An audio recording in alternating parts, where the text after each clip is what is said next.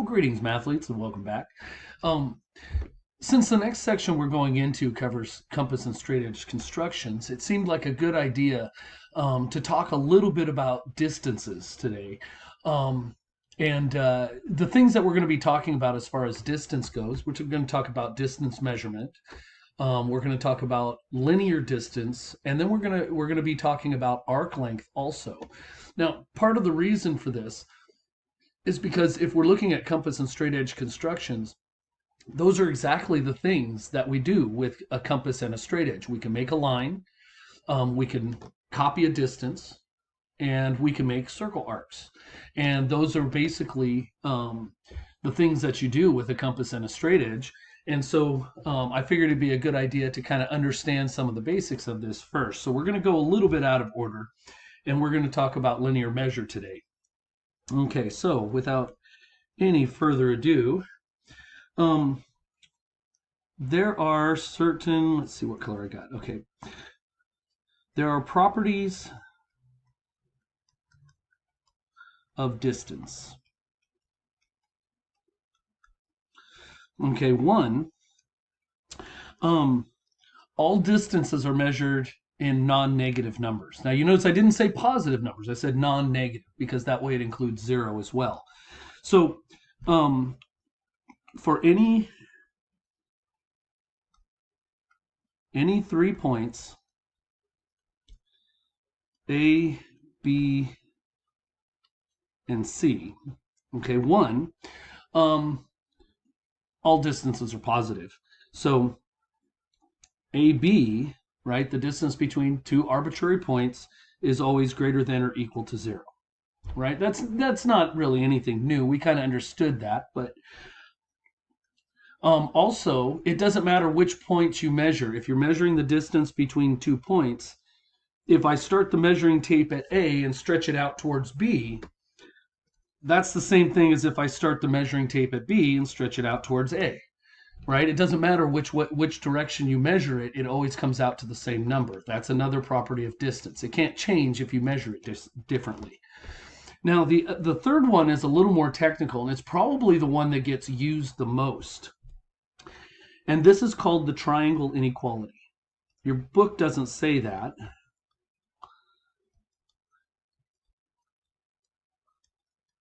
But it is the triangle inequality. And what it says is that if I take any 3 points, if I add 2 of the distances between points, it is always greater than or equal to the third distance, right? Now, this makes total sense. If I'm looking at a straight line, right, if I have this A, B, C, I can see that this is actually pure equality if it's a straight line, right? So basically, if AB is 3 and BC is 2, then AC is 5, right? It becomes the triangle inequality when these numbers get a little bit bigger, right? These numbers don't have to be in a straight line. And so if they're not in a straight line, then what it's saying is the distance here plus the distance here has to be greater than this distance, right? So the triangle inequality says that one side of a triangle, any one side of a triangle, has to be less than the sum of the other two sides. So if I add up any two sides of a triangle, it has to be bigger than the third side. That's actually what the triangle inequality says. Your book's a little more, I don't know, it's a little weird about it, but it's pretty straightforward. It's if you have a triangle, if you add up two sides of it, it has to be bigger than the third side. That's actually what the triangle inequality says. So you can tell if certain distances can be sides of a triangle. So let me go ahead and clear some of this off here. I'll go ahead and get rid of that. Oop. Oh, there. There we go. Yeah, so if I have 3 distances, right, if I tell you that, well, actually, I shouldn't even have to label them as sides. If I just gave you 3 numbers, 20, 15, and 40, you ask yourself, can these three sides form a triangle, right? Well, what you do is you show that no matter which two you add up, it's bigger than the remaining number. So you can see, 20 plus 40 is bigger than 15, so that still works. 20 plus 15, if I compare that to 40, 20 plus 15 is 35. 35 is less than 40, so this cannot be a triangle, right? These cannot be sides of a triangle. But let's see here. Let me go ahead and pick another example.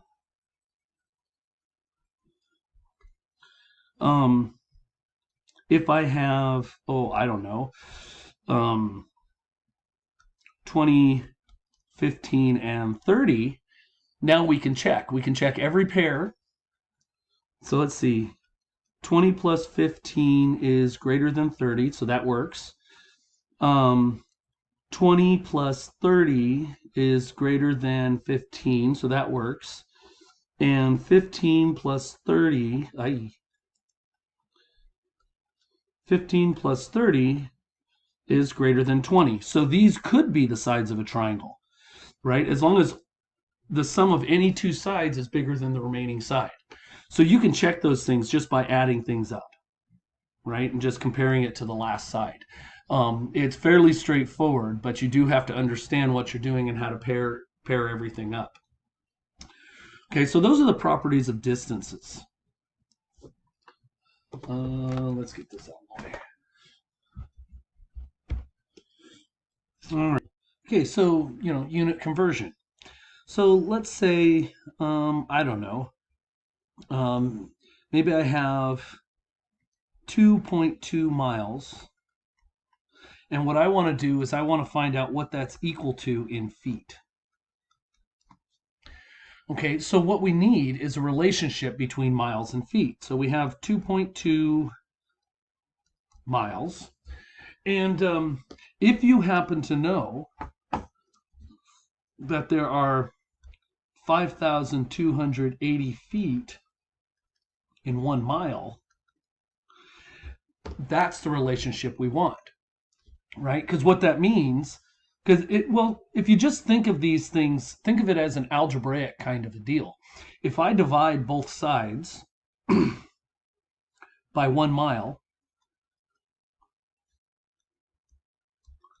since 1 mile is equal to 5,280 feet, I'm actually just dividing this by itself, right? It's equal to 1. In fact, the next line, 1 mile divided by 1 mile is going to be 1. And that leaves me 5,280 feet per mile, right? And so this is our conversion factor, or it might also be 1 mile is 5,280 feet. Now, to figure out which one we need to use, okay, because we have these two, it's either this one or it's this one. And we don't know which one's going to convert it for us. So this is how you end up deciding. Okay, so I'm starting out with miles. I want to get rid of miles. And since I'm going to be doing this by multiplication, what I'm going to do is the thing I'm converting to, which is feet, I want that on top. And I'm going to have miles on the bottom, because what will happen is I treat these units, these miles, almost like a variable, and I can cancel them out. If I can cancel them out, then the only unit remaining is feet. So what we do is we multiply this by 5,280 feet over 1 mile. And, thinking of it as fractions, basically this time we multiply straight across. So if we go ahead and do that, well, where did I put my calculator? It was right here. It was right here. Here it is. All right. So 2.2 times 5,280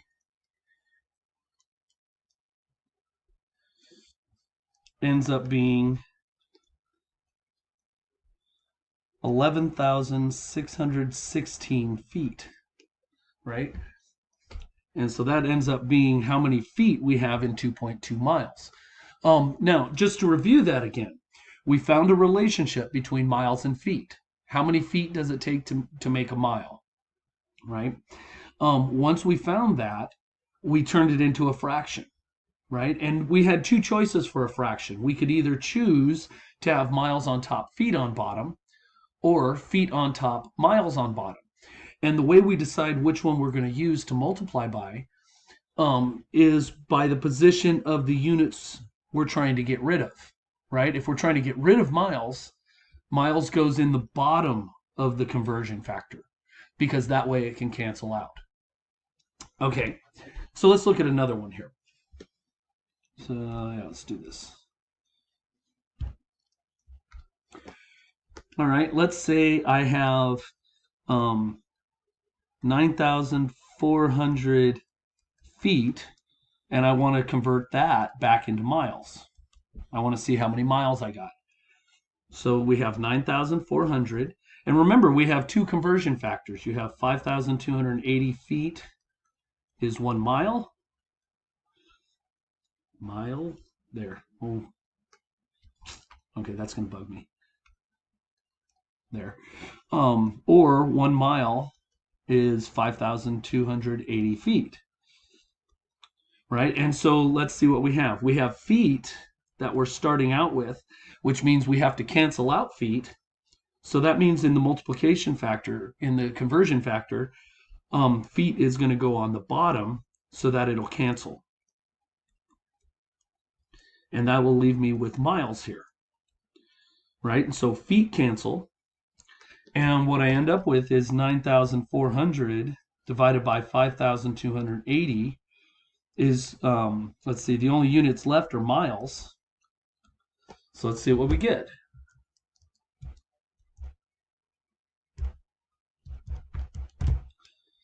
And I get, and you'll have to round it off, but I get 1.78 miles.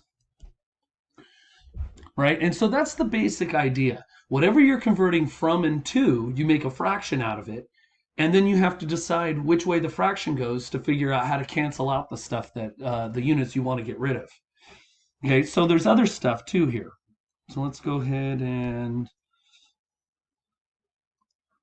we have the metric system, right? And you can see a lot of this on your unit conversion chart. You know, you have things like 1 meter equals 100 centimeters. 1 meter equals 1,000 millimeters. 1 kilometer is 1,000 meters, right? These are all things that you can use as far as this goes, as far as the conversion factor goes.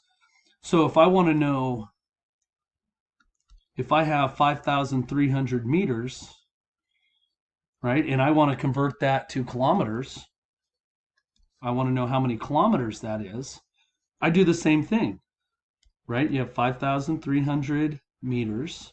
I need to multiply this by something. I like to put it over 1 sometimes too. You can do that if you want. If you're past that, you don't need the 1, don't put the 1. But it just helps to see the structure a little bit. Now, if I'm going to kilometers, I need to know the relationship between kilometers and meters. And I have it right here. So I know my conversion factor is either 1 kilometer over 1,000 meters or 1,000 meters over 1 kilometer. Right? It's one of the two. And since meters is what I'm trying to get rid of, right? That means that I need the one that has meters on the bottom. So that means I have 1 kilometer is 1,000 meters. And if you go ahead and compute that, you end up with 5,300 over 1,000. And that's how many kilometers you have.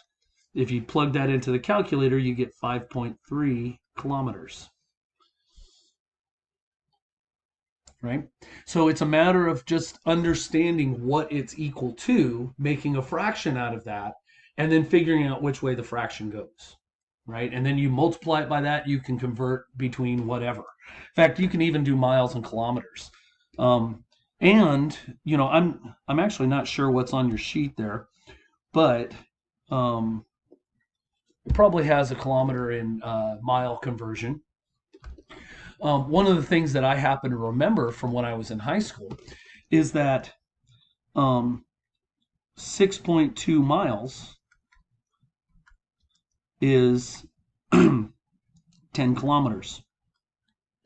You notice that's not something that you would normally see in a unit conversion chart because of the fact that usually in a unit conversion chart, one of these numbers is a one, right? So you know how many it takes to make one of these things, and that's what we've seen up until now. But you can really use any relationship that you know is equal. So if I have, I don't know, let's say I have 10 miles, and I want that to go to kilometers, right? I want to switch that over to kilometers. Well, let's see, 6.2 miles, and it probably goes out a couple more decimal places, but that was the rough estimate we had. 6.2 miles is 10 kilometers.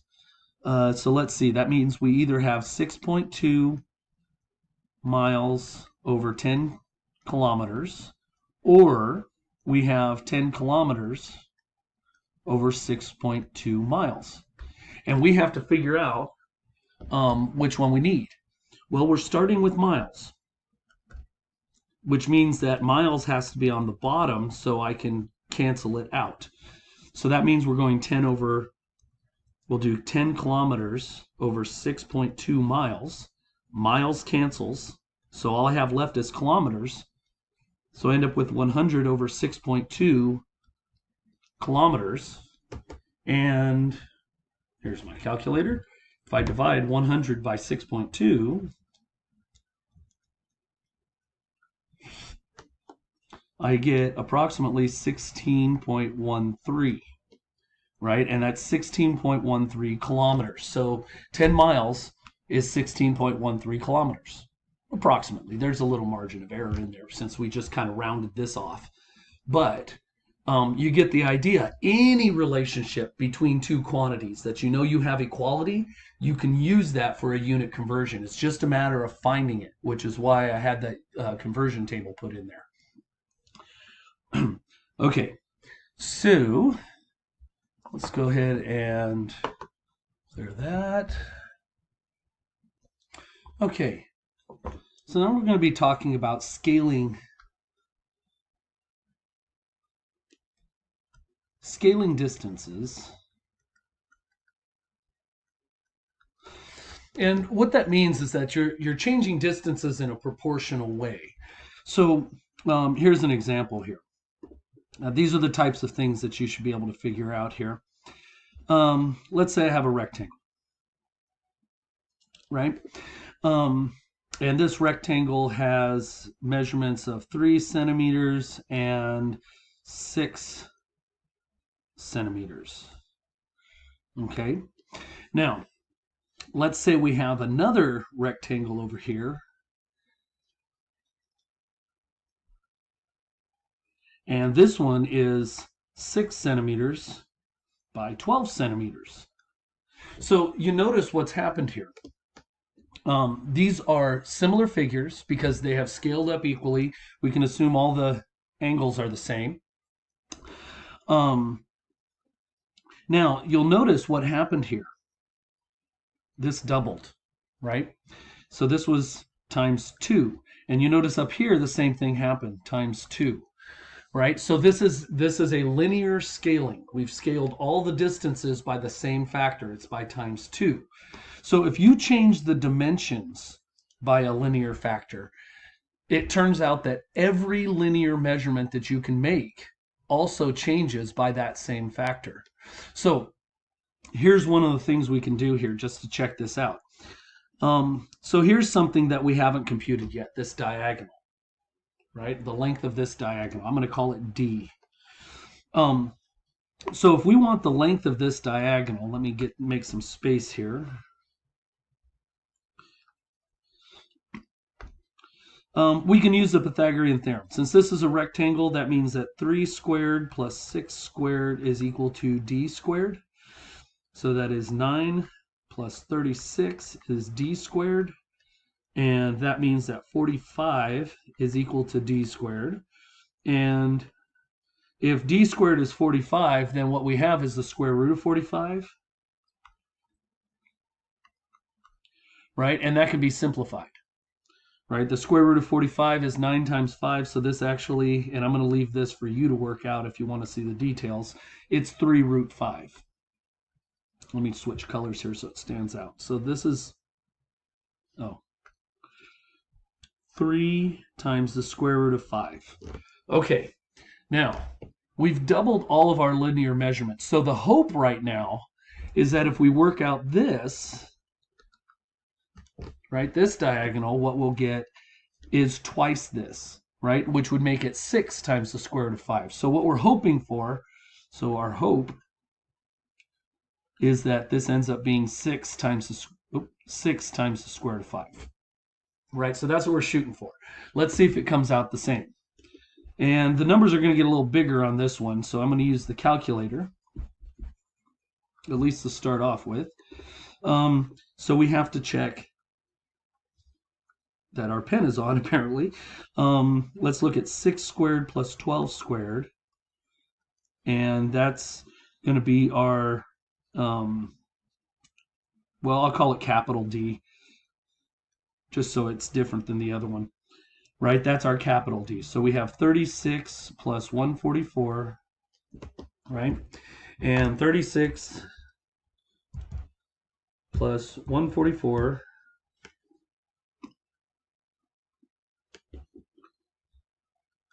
means that that's going to be my D squared.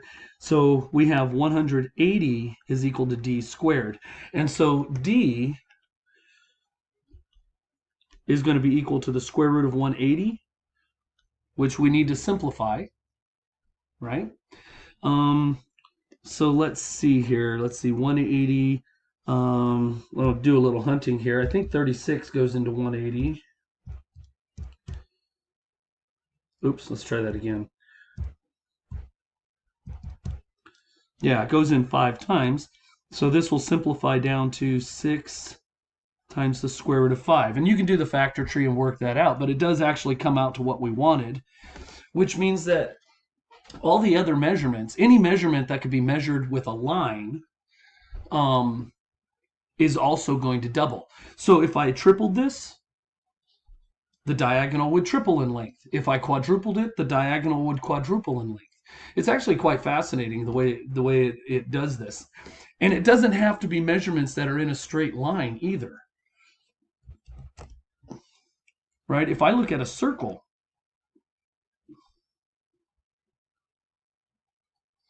and let's say I have a smaller circle over here. Wow, these aren't really circles, but we'll use our imagination. So the circle has a radius. Let's say this one has a radius of 6. And this one, let's make it 6 feet, just so we have units. I'll make this one 3 feet. Okay, so the radius, which is a linear measurement, right? It's a distance from the center to the edge of the circle, right? This is a linear distance, and it's 1/2, right? I multiplied by 1/2 to get that new radius. So the question is, what happens to the circumference, right? I'll call this circumference 1 to circumference 2. So do I also multiply by 1/2? That's the question. Well, let's check it out. We know that the circumference is 2 pi r, right? So let's just see what happens. So the circumference here is going to be 2 pi times 6, which is 12 pi, right? This is our circumference. That's circumference 1. Circumference 2 is going to be 2 pi times 3, which is 6 pi.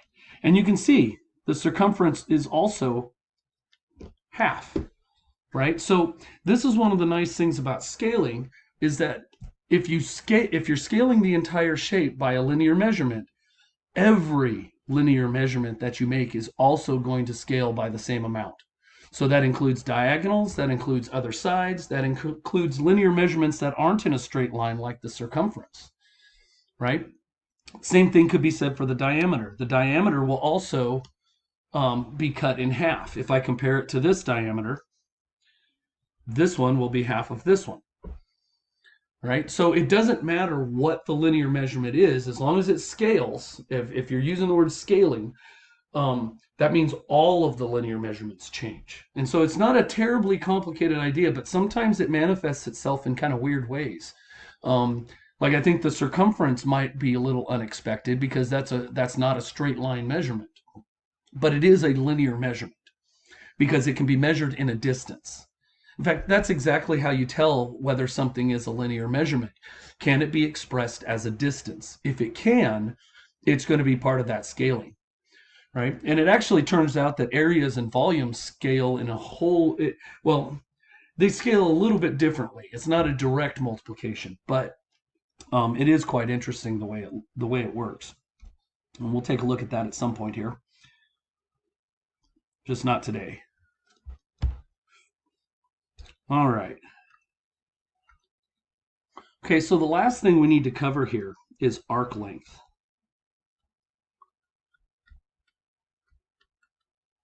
That is not how you spell length. That is also not how you erase things. Let's try that again. Okay, arc length. Now, when we talk about an arc, we're talking about circular arcs. Let's try that again. Well, again, whatever. We can use our imaginations. So an arc is the distance along the circle between 2 points on the circle. So here's a circle. This is a central angle, which is usually denoted by a Greek letter. And this right here is what we call the arc, right? Now the arc is very closely related to the angle, right? Because you can see as the angle changes, right? If I make alpha bigger, the arc length gets bigger also. And so as the angle increases, the arc length increases, and it actually increases proportionately. So if I increase alpha by 2%, the length of the arc also increases by 2%. We're not going to be dealing with it that way so much, but here's how we handle this thing. We know that 360 degrees, right, is one revolution.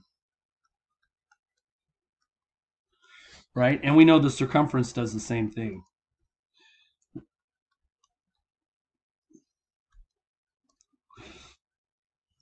Right? Okay, so if we can figure out, if we know the central angle alpha and we know the radius, we have to know both of those things, we can actually get a hold of how long a particular arc is, right? Because what happens is, if we know the radius, we can compute the circumference.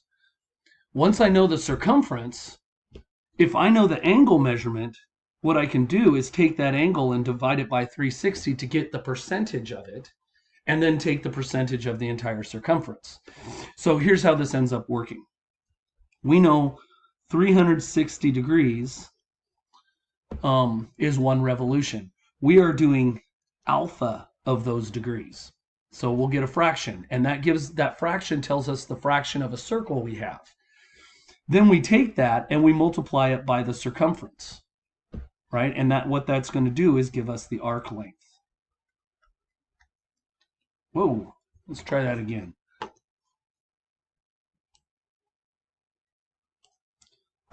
Okay.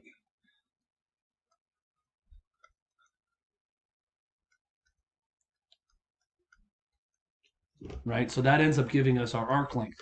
And we have a formula for the circumference, so that's 2 pi r. So if you really wanted to, you can simplify this down even more, right? So if I write in the 2 pi r, and you're welcome to think about it both ways, because both formulas work. And what I can do is cancel this 2 out and make that 180, and that gives me the angle times pi r divided by 180 degrees, is equal to the arc length. Actually, it's not degrees anymore. The degrees canceled out over here somewhere, didn't they? Oh, no, we're good. Okay, so you can actually just use this formula directly. I'm going to actually piece it together a little bit at a time. It makes a little more sense to me to do it that way. So let's go ahead. I'm going to go ahead and take this out, and I'm going to give some numbers in here, and then we're going to see if we can compute the arc length. Okay, so I'm going to give this,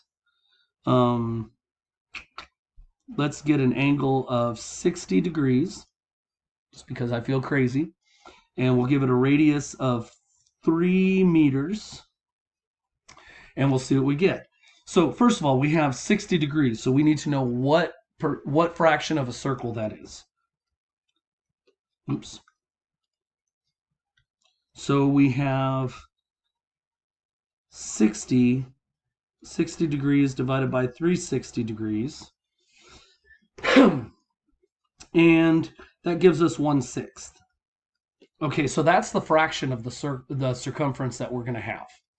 Okay, so we're going to hang on to that. So now we just need to find the circumference. And the circumference is 2 pi r, which in this case, since r is 3, this makes it 6 pi.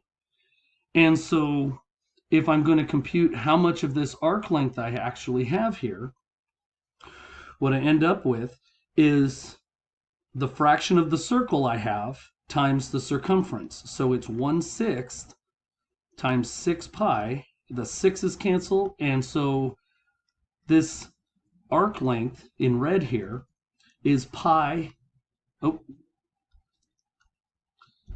meters. Sorry, I was going to say meters, but I wrote pi when I said it. Right? And so the unit of your answer needs to be in there too. You have to, because if you don't say meters, it could be kilometers, right? Could be centimeters, could be miles. Units could be anything if you don't say. So you do want to get in the habit of writing your units down. You guys may have even heard your science teachers preaching no naked numbers, right? You don't want numbers floating out there without units on them because you need to know what they mean. Okay, so yeah, we'll do one more now. Actually, what might not be a bad idea is just to go ahead and use the formula once just to show you how it's used. Right? So once we have 60 degrees, it's just a matter of doing this. You go, let's see, 60 degrees, that's alpha, times pi times 3, because that's r, and that's over 180. 60 times 3 is 180 over 180 times pi, and the 180s cancel, so I get pi meters, right? And so it works out pretty good. So you can do it either way. I actually think you gain a little more insight by walking through it and taking that fraction of the circumference directly, but you are welcome to use the formula as well, right? Okay, so let's just try one more. Yeah, we'll do that. Okay, so let's say I have a circle, and the radius is 5 miles, and I want to cut out a 100-degree arc, right? And I want to know the length of a 100-degree arc. You notice I just described the arc length in terms of degrees. It's because if you're not taking the radius into account, the degrees will tell you how much of the circle you're getting. It may not tell you the length, but it's telling you how much of that arc you're getting. So this is a 100-degree arc. Now, so what we want to do, we need to know the fraction of the circle that 100 degrees covers. Oops. Let's try that again.